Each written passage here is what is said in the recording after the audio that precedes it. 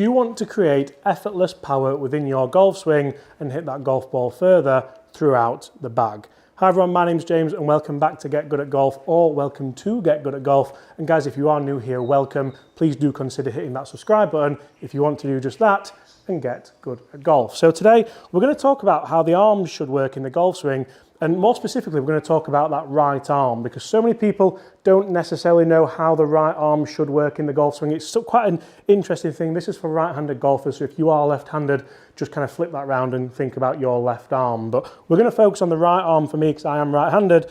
Now, initially what we're going to look at is how to take the club away, what the right arm should be doing at the top of the backswing, because I'm a little bit restricted as well, and I'm sure a lot of people watching this are quite restricted in their physical capabilities as well. And I'm a bit bored of watching YouTube videos or tutorials or watching people have lessons and the coach is like, right, you get your arm up here, hold that plate.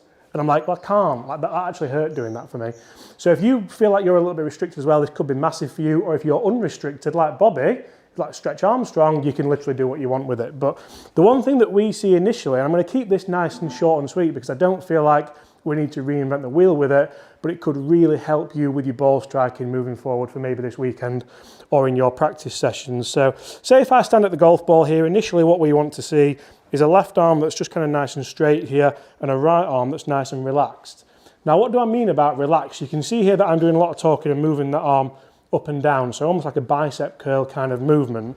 If I were to put the club on the ball here, essentially what happens as I move that club away? So you can see that my right shoulder clears out, and if I were just to hit a ball with my right arm this way, you can see that that arm wants to move up. So I generally can allow that club to work around, and we can start to strike shots a lot better by utilising that right arm. So again, if I do that for you, this way, so we can get the ball airborne, we can utilise the loft, we can do all that just by using the right arm.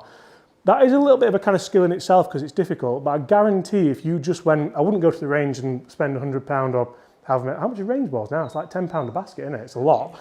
I wouldn't go and buy a token or a card and literally just stand there doing that because it's a waste of money. But if you can go to your local practice area, empty your practice bag out and just work on how you can allow that right arm to move. You saw that I struggled with the first shot there, but actually now we're clipping them quite nicely because I'm allowing that right arm to do what it needs to do. And what I mean by that is if I were to stand incorrectly here, so I see a lot of people who stand this way, so the shoulder comes over a little bit, the right arm gets a little bit closed, it's not very relaxed, and from there it kind of has to go that way. Like, you can do it, but it's more of a drag across it, isn't it, than a release through. I want to be able to get that club, so it's set here, and from there, if I put my left arm on, rotate through and release that club down onto the ball. You can see that what I'm doing there is creating forward shaft lean dynamically with de-lofting the club. That's nothing new, we've spoken about that at length on this channel, but I'm almost creating a bit of a gap here that you can see through. So what I want to do is make sure that right arm doesn't get on top of the left arm. We can do that by making sure at address it's sat nicely, it's almost out this way, and I can move that straight up and down. So left arm on, the right arm is set nicely, and I'm just kind of wrapping my hand around there.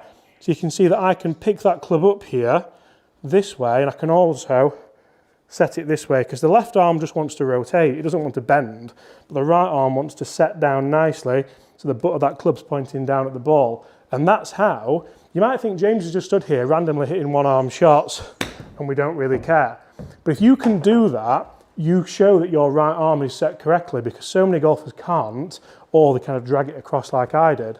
So I want to make sure that right arm works this way in, so you can see that I've almost done that bicep curl here, so at the top of the backswing, I can get it as high as possible.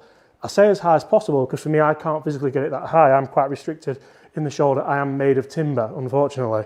A lot more timber than it used to be as well. But otherwise, and I'll show you the incorrect, we get here. And this is so many golf swings that you see because you think, oh, well, that's really short. They must not be able to turn.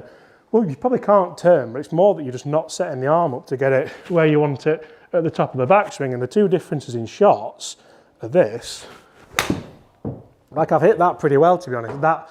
That's as good as you're going to get from not setting your right arm and not moving it around. Now, It didn't look bad on the replay either. Now, if I show you on, hopefully where we kind of just set this arm up nicely,